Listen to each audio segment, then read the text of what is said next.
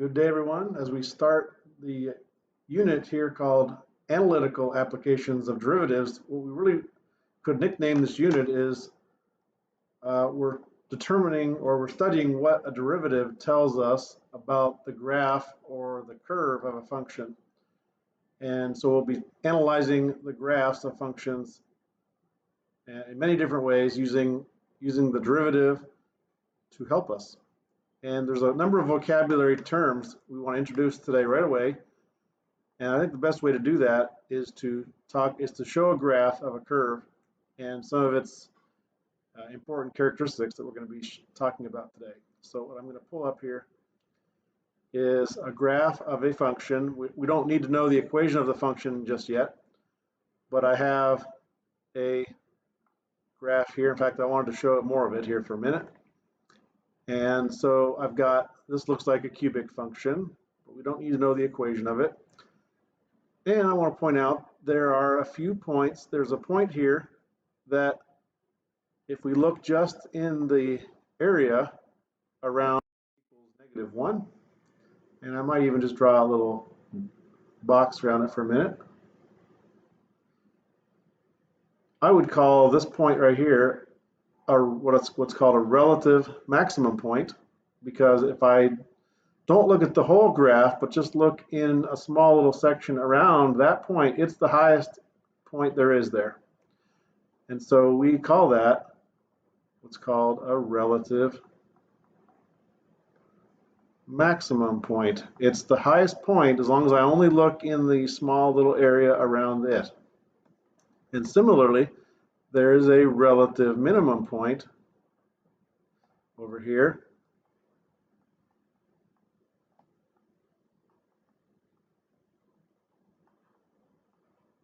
At x equals 2, because even though it's not the smallest point on the whole graph, if I just draw a box around just that area of the graph, it is going to be the smallest.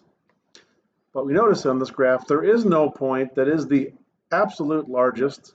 There is no highest point, because even though this is the highest point in the box, if we now look at the entire graph, we know that out here to the right, there's going to be lots of points higher than that. In fact, so there really is no single biggest point, because we know if we zoom this graph out, this really just continues to go up higher and higher, and will continue to go higher. So there is no single point on this function that is the biggest. And likewise, there is no single point that is the smallest, because even though this is a relative minimum point in that small area, there are many points over here on the left that go smaller, and if I zoomed out more, it would just continue to go down further. So there really is no lowest point either. So our first question is maybe what would I have to do to change, what would I have to change about this picture so that there would be a highest point and a lowest point? So I'm going to I have to delete my erasings for my writings for a minute here. And let's instead of drawing the entire graph, let's draw only a section of it. And I can start and stop it wherever I want. So maybe I'm going to start it here at -2 now, and I'm going to end it when x is 4. Now you notice now that I've cropped the graph and I have it on a closed domain or closed interval. I'm starting at the point at x equals -2. I'm ending at 4. Now if I look just at this portion, there is a point on the graph that is the highest, and it's here at b at x equals 4. This is the highest point on the whole function now, because I'm only looking at this part of it. And there is a absolutely smallest point, and it's still this point here at x equals 2. So now this is not just a relative minimum point, it's also what I would call the absolute minimum point. It is the smallest of all now. All right, so what was the difference was I cropped the graph. If I crop the graph and have a definite starting point and a definite ending point, now there will definitely be a highest point and a lowest point, because we've cropped off all the parts that really went infinitely high or infinitely low. So this leads to our first theorem. If you look on our copy of our notes here, the first theorem about finding what we call absolute minimums and maximums is, in order for us to be able to do it, we can only look at a small section of the graph, or in other words, a closed domain or closed interval, because now we notice that there are only a few places where those could actually occur. In the example I have now, you can see that the right endpoint, the final point in the domain, is actually the highest point. And the lowest point is occurring right here where the graph changes around, changes direction. So imagine if I did not have the graph, but only had the equation of the function and the domain, negative 2, 4. How could I go about finding where those highest and lowest points are? This graph also kind of indicates that. I'm going to make it so I can write on it again. So notice that the highest point can only occur either where the graph changes direction, or it could happen at one of the endpoints. So I think if I wanted to study this function on this interval, there's really only 4 values of x that are going to be of importance to us, and those are where the graph starts, where it ends, and any place where the graph changes direction, which brings me to the term critical number, because that's what I call these 2 values of x right here.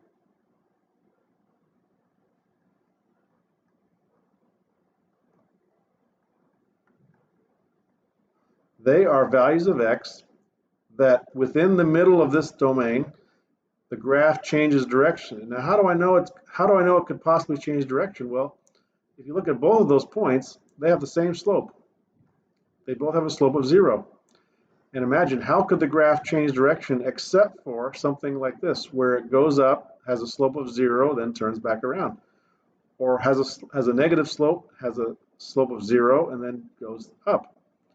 I can't think of hardly any situation where it doesn't do that. Okay. The only real exception to that would be if the graph were continuous and increasing here, but instead of smoothly changing, what if it sharply changed shape, such as what I'm drawing here? That's the only thing I can think of where it could change direction, would be either to change smoothly, and when it does change direction, it's got a slope of 0, or it changes so sharply that it has no derivative. Remember, we call that not differentiable. So that leads us to our definition here of what a critical number is. This is also in your notes for you to read. And that is, a critical number is a place where the function is continuous, so there has to be a point, and points all around, but the slope is 0, or the derivative is undefined, or the function is not differentiable. Those are the only times you could get this type of behavior, a relative maximum point or a relative minimum point. Those can only occur when the shape is like these. Okay, you could not have a relative minimum point, for example, if the slope were 5. It just wouldn't.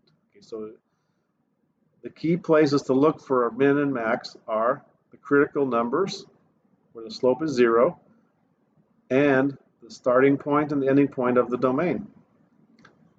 So let's go back to our slides for a second, and let's read this idea here. Okay, first we have what I mentioned earlier. The definition of a critical number is a value of x such that either a, the derivative at that point, is equal to 0, causing the shape to be like these here, okay, where the slope would be 0, or where the function is not differentiable, meaning there's a sharp corner in the graph. Any value of x where one of those things occurs is called a critical number. And I think the graph we looked at a minute ago demonstrates this first theorem, that any relative extrema and any relative minimum or maximum would have to occur when the shape of the graph is one of these 4 shapes here. That's it. So telling you those critical numbers are important when analyzing a function. If I want to know where it's turning around or could turn around, I'm going to first go looking for where those critical numbers are. Now, the second theorem that we demonstrated in the example would be what we call the extreme value theorem. If I'm studying a graph of a function, I want to know where the absolute highest and lowest points are. The first thing I must have is a function that is only graphed on a closed domain, meaning there's a starting point, there's a definite starting point and a definite ending point. And so now the only real places, now that I've cropped the graph like this, that allows us to say there will be a highest point and a lowest point. So in this theorem, the if part is the function must be continuous with no holes or asymptotes. It must be drawn only on a closed domain or closed interval. We have to start and stop it at specific points. If I do that, there will be a point on the graph that is the highest, or there could be a tie, such as what I'm seeing here. It looks like maybe there's a few points that are the highest. There could be a tie, but there's also going to be a point that is lowest of all. In this case, I would say it's the one down here. Okay. All of these examples illustrate that as I'm studying the graph of a function and wish to know where the highest and lowest points are, the only places worth looking are these endpoints and these critical points. So I call this the candidates test for finding the highest and lowest points. If we can confirm that our function is continuous, we then will find all the critical points. 99% of the time, that means we're finding where the derivative is equal to 0. And then all we simply would do is evaluate the function at the critical numbers that I found in part 2. Then I would also evaluate the function at the endpoints of the interval. And then one of those values is going to be smaller than all the rest, and that will be the minimum value. And one of those values I get will be the highest of all, and that'll be the maximum. So this allows you to narrow the search down within this closed interval to only looking at the endpoints and any place where the derivative is 0 or undefined. So I have 2 examples to show in the video here. One will be a relatively straightforward example where the derivatives and all the analysis are going to be relatively easy to do. And then we'll have a second one where a little more complexity with even just finding the derivative and analyzing it. But the main process will be the same in both. It'll be to carry out this candidates test. Okay, so I have a polynomial function. I know that it is continuous because we've studied polynomials enough to know that those graphs are always continuous. And we're told to use this closed interval from -1 to +3.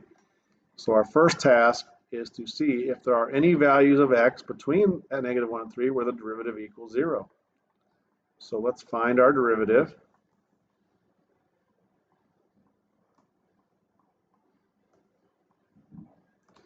And now we need to solve the equation by setting that derivative equal to 0.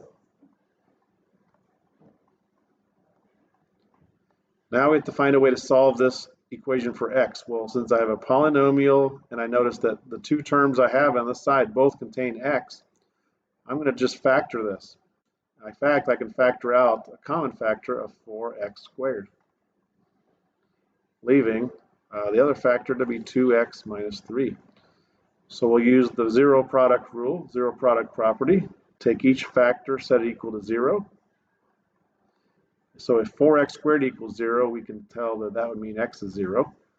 And if 2x minus 3 equals 0, x is going to be 3 halves.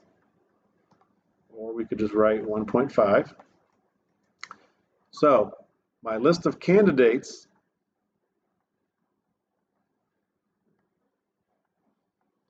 includes the values of x that are either the starting or ending point of the interval or any critical points. Now, one thing I want to point out though is maybe not all of these critical points lie within the given domain. So we need to check that right now. If 0 is between -1 and 3, and that is, and we need to also check that 1.5 is between -1 and +3, and it is also. So just for demonstration purposes here, if the domain had been +1 to 3, we would have to have ignored 0 because it would not be between +1 and 3. All right, but we can include it on this. So we're going to, candidates include -1, the first endpoint, and then the 2 critical points, 0 and 1.5, and then we have 3. Now it's time to actually perform the test. to see the highest and lowest points.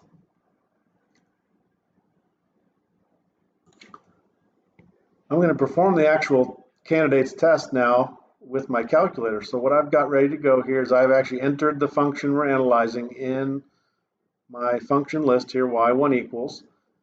Now I'm going to just make a table of values with those 4 candidates. So I'm going to make sure I go to the table setup menu here, second window, make sure that my independent variable is set to ask mode. Yours probably already is. We've used it in that mode all year. And I'm going to go to my table now, and I'm going to make sure I delete all the numbers in my X column here.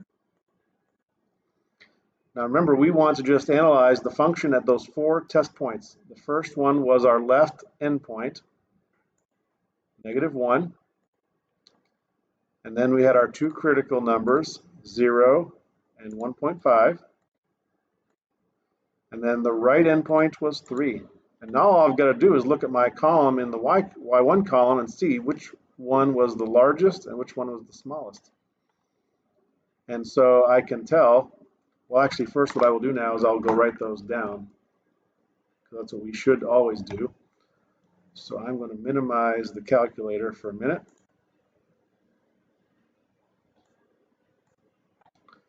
And I'll write those down here.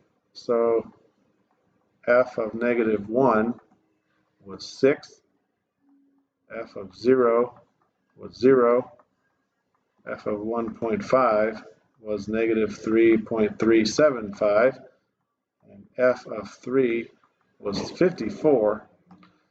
So now 54 is the biggest of all of these answers, so that is the maximum value. -3.375 is the smallest, so it is the minimum value. What I'd like you to do is when you write your final answer, let's write them as ordered pairs so we indicate both where and what the value was. So the minimum is at the point x equals 1.5, y is -3.375, and the maximum is at the point 354. And we now have found both the minimum and maximum values on this interval. The other problem today will carry out the same procedure.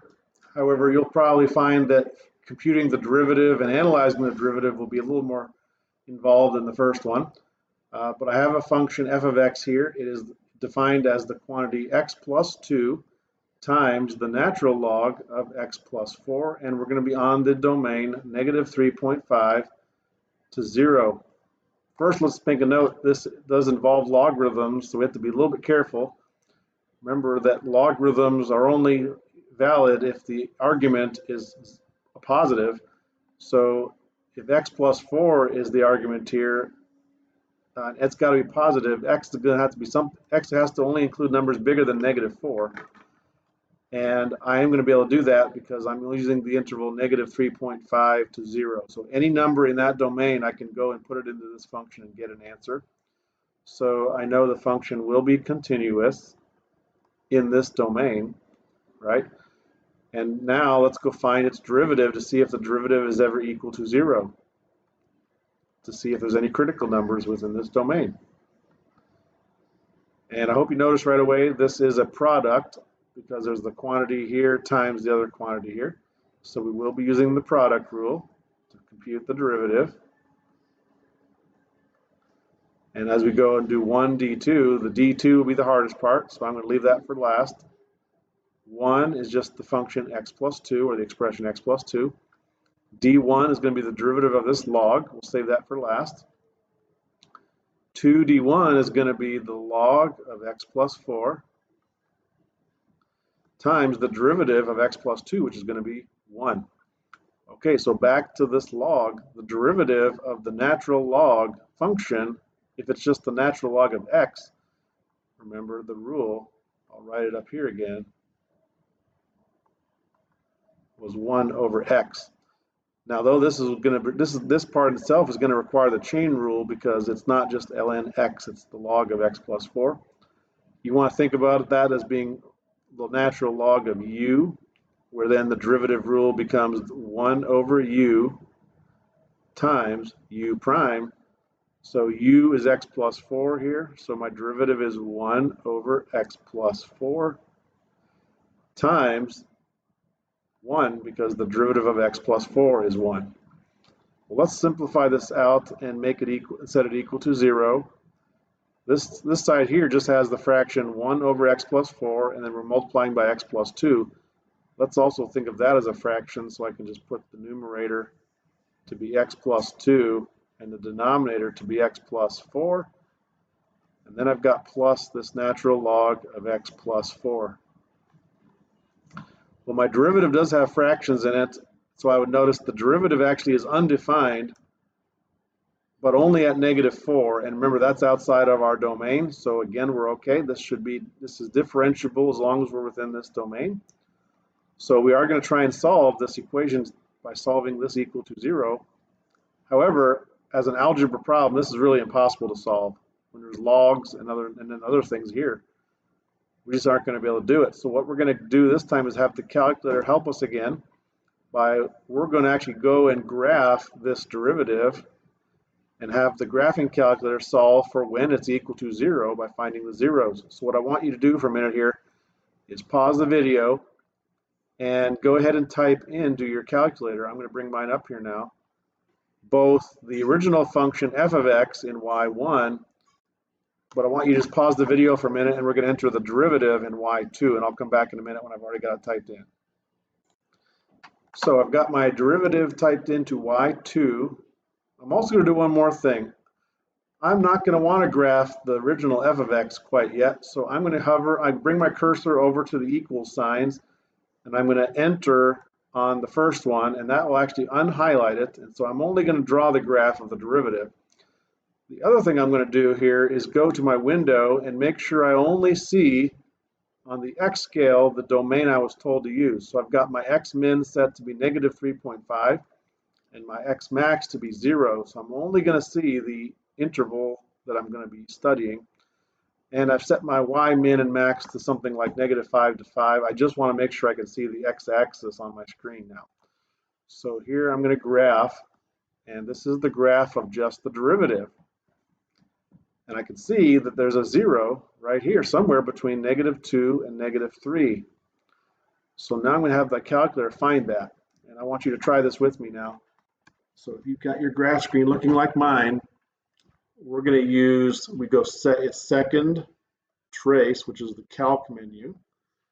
And we choose number 2. And I'm going to now tell it that it's somewhere between -3 and -2. So I'm going to pick left bound -3. Right bound -2, and I'm just going to guess -2.5, see what it says here. And so there it is, it's -2.545. Now we should write that down, and then I'm also going to show you how we can store that number so the calculator won't forget it.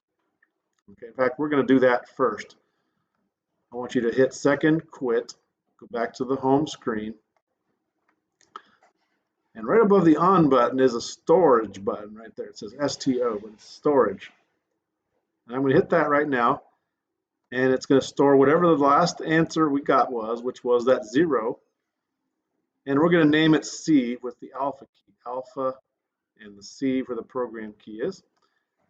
I'm just using C because it's a critical number, so it'll remind me that's what it is. And notice now that's the number we just found on the graph a minute ago. So now if I want to call that number up again, I can just hit alpha C and it's going to pull that number right up for me. And now we want to perform the candidate's test. So let's write that number down now, -2.545 as our critical number.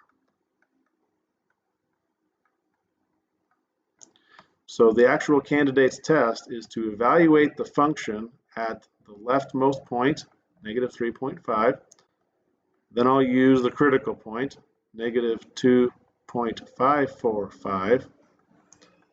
And then I'm going to use the rightmost point, 0. But we're going to do all this on the calculator again. So pull up your calculator. We need to go back and turn on f of x. So in our function list, we will turn it back on. And I'm going to turn off the derivative now, because we only want to evaluate f of x. And so I'm going to make sure your equal sign's turned on for the function f of x. We're going to go to our table. We can delete the values of x from the previous problem. We're only going to put in those three numbers this time, negative 3.5, that one critical number, and then we're going to put in 0. So we can put in the first one, negative 3.5. For the critical number, I'm just going to call it up by using alpha c. It'll put it in there for me. I don't have to remember it or worry about typing it wrong. And then the last one was 0. And all we got to do is look over our list and observe which one is the biggest and the smallest. So I can tell that the negative 0.2 is the smallest and 2.7 is the biggest. So I'm just going to observe that here. The maximum is 0, and the value was actually 2.773.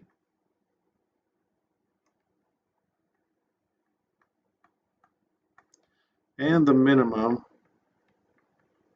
was at the critical point, negative 2.545.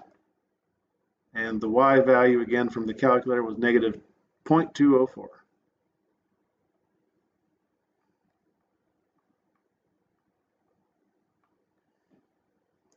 Good. And that's the conclusion of the problem. We have the maximum and we have the minimum. I'm going to fill in the other examples for you as well in the notes, so you'll be able to see all the examples written out, but these are the two I picked to show you on the video today. Please ask any questions when you're back in class or through email if you need help with anything, please. And we'll look forward to seeing you soon. Thank you.